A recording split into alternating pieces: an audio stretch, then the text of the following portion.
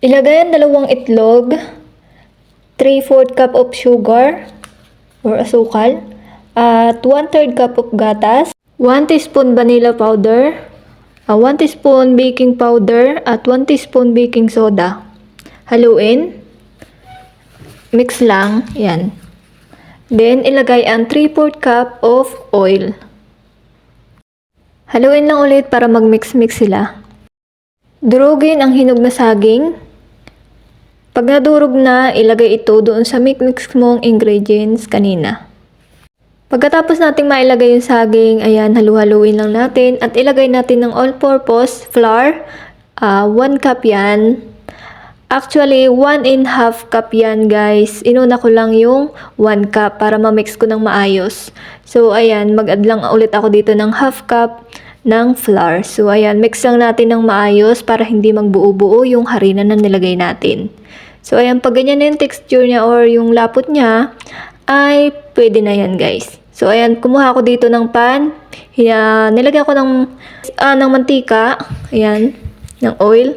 At, ayan, pinahid-pahid ko lang dyan. At, inilagay ko na yung aking gagawing banana cake. So, ayan, guys.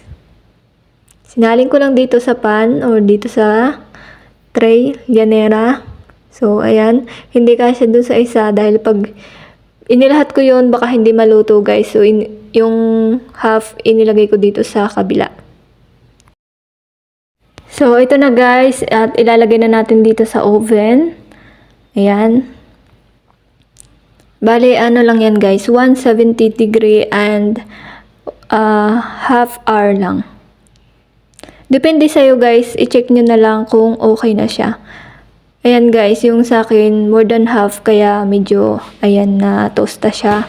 So, okay naman na siya, guys. So, ayan. Ito na siya. Okay na. Tinusok ko siya dyan para malaman ko kung dumidikit pa siya or hindi na. So, ito na yung finished product. So, ayan, guys. Masarap siya at fluffy. So, ayan, guys. Let's eat! Yan, ang sarap niya, guys. Maganda tong pang negosyo or pang merienda nyo sa inyong bahay. So, ayan. At maraming pong salamat sa inyo panonood. Please like, share, and subscribe. Bye! Ingat!